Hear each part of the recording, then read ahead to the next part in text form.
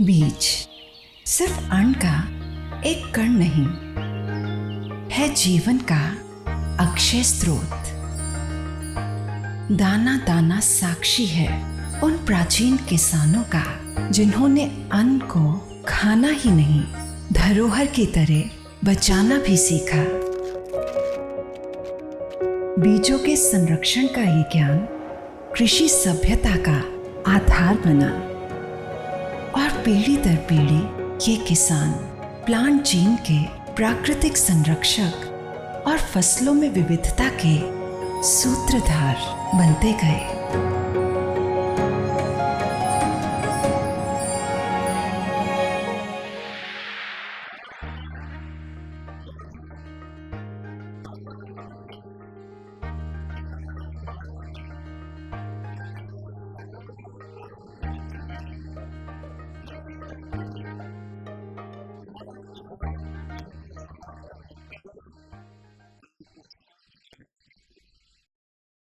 नई तकनीक और वैज्ञानिक खोजों के साथ साथ खेती में पौधों के जीन संसाधनों का महत्व भी उजागर होने लगा।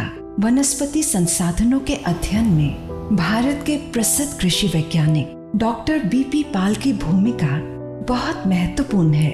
उन्होंने वनस्पतियों के संरक्षण में प्रकृति के महत्व को पहचाना और नए जीन की खोज में किसानों की भूमिका को उजागर किया। लेकिन वनस्पति संसाधनों के स्रोत के तौर पर किसानों को पहचान मिलना अभी भी बाकी था। सन 1983 में संयुक्त राष्ट्र के संगठन फूड एंड एग्रीकल्चर ऑर्गेनाइजेशन ने IUPGRFA का गठन किया, जिसके द्वारा पौधों के जीन संसाधनों को पूरी मानव जाति की धरोहर घोषित कर दिया गया। अब ये संसाधन सबके लिए आसानी से उपलब्ध थे, लेकिन संयुक्त राष्ट्र के इस कदम ने किसानों को उस अधिकार से वंचित कर दिया जो उन्हें उनके पुरखों से एक खास समय, स्थान और जलवायु के उन्नत बीजों के तौर पर मिला था। इसलिए संयुक्त राष्ट्र ने सन 1992 के रियो अर्थ समिट में CBD को अपनाकर सदस्य देशों को अपने अपने जैविक संसाधनों के संरक्षण का अधिकार दिया। This is truly an historic gathering to protect biodiversity, to preserve species and habitat. We are responsible for the world and for the future generations. ये सम्मेलन किसानों के अधिकार की ओर पहला कदम था। सम्मेलन द्वारा IUPGRFA प्रावधानों में संशोधन का प्रावधान दिया गया, जिसके आधार पर ITPGRFA यानी the international treaty on plant genetic resources for food and agriculture का जन्म हुआ। नवंबर 2001 में संयुक्त राष्ट्र ने ITPGRFA को अपनाते हुए मौलिक किसानों और समितियों के पारंपरिक जीन संसाधनों की सुरक्षा के लिए अनुच्छेद 9 का प्रावधान किया। ट्रीटी के संस्थापक सदस्य के तौर पर भारत सरकार ने ITP और अपने TRIPS समझौते के प्रावधानों को अपनाते हुए पौधों की प्रजाति और कृषक अधिकार संरक्षण अधिनियम 2001 पारित किया। यह पूरे विश्व में अपने प्रकार का एक अनूठा अधिनियम है।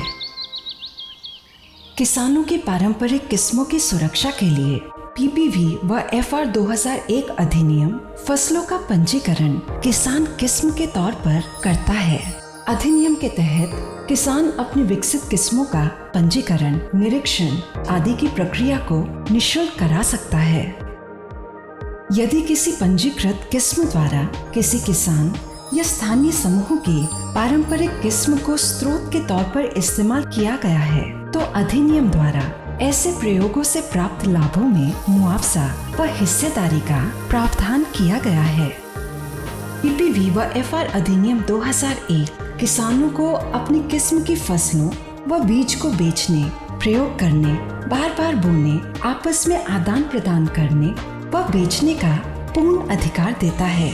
भारत अनुच्छेद 9 के इस प्रावधान को पूरी तरह अपनाने वाला एकमात्र देश है।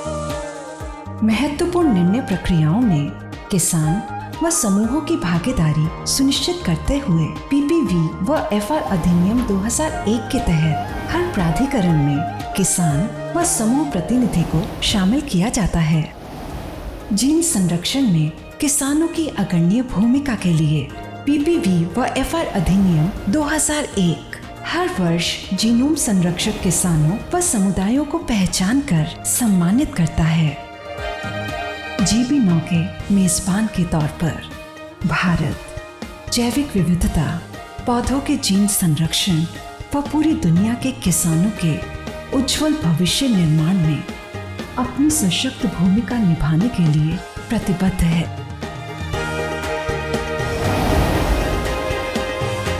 एक ऐसा सामूहिक लक्ष्य जो भारत के प्राचीन दर्शन की अभिव्यक्ति है। वसुदैव कुटुंबकम, पूरी पृथ्वी एक परिवार है।